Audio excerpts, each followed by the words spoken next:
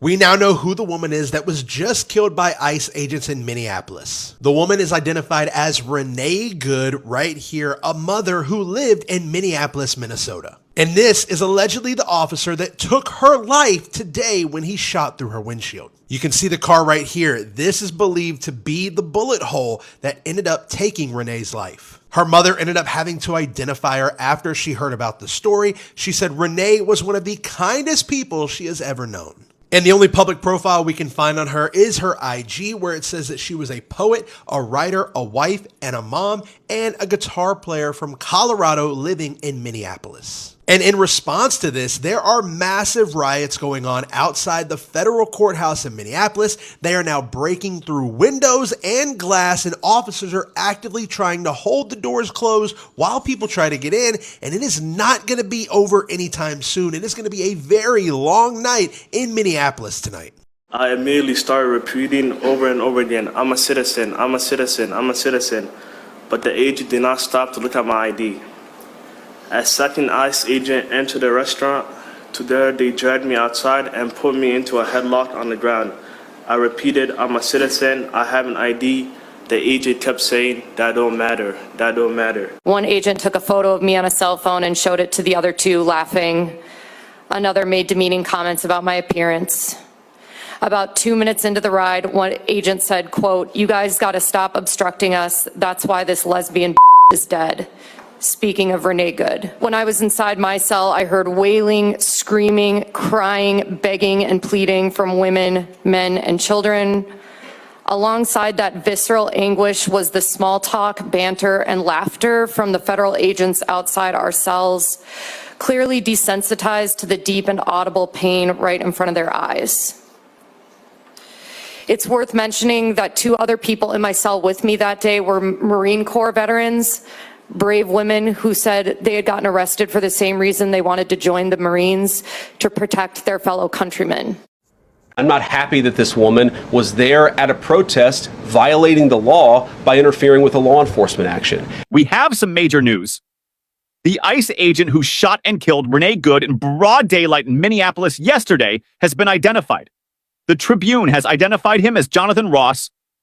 There is very little public information about him, but federal officers called him an experienced officer, and he's the same guy who was dragged and injured in a separate incident last year. Now, of course, police, the Department of Justice, the FBI are investigating the incident, but we also learned earlier today that local officials trying to look into this are being blocked out by the federal government.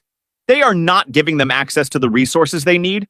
They're also not fully allowing her death to be investigated. Now I know that MAGA is going to cry and kick their feet over this guy being identified, but number one, he works for the federal government, and number two, he should have never had a mask on anyway.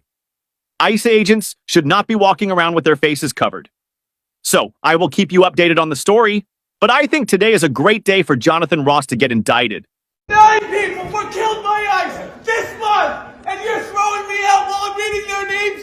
How dare you? Swazi, I know you voted to increase ICE funding, so I wanted to get something for you. This is an adult diaper for when you pee yourself. You're the type of leader we need right now, someone who soils themselves with ashes around our... I just would like to say really quick, as a Jewish man, I have never felt safer than when there is a masked Gestapo in the street. Tell Good you made a mistake.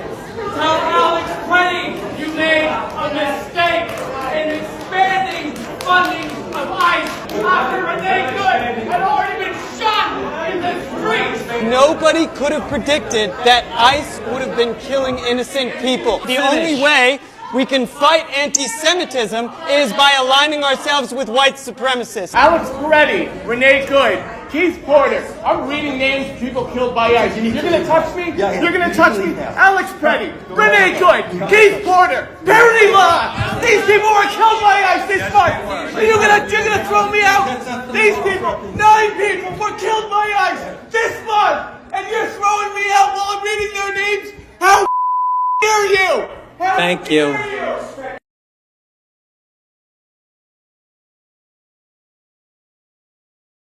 This is a picture of Ruben Rey Martinez, a 23-year-old American citizen who was killed in Texas by an ICE agent last year. Martinez's death was reported at the time in March of 2025, but ICE's involvement in the fatal shooting had not been disclosed until this week. An internal ICE report that corresponds with the fatal shooting says that an ICE agent fired into Martinez's vehicle after Martinez allegedly struck another ICE agent who was helping local police control and direct traffic.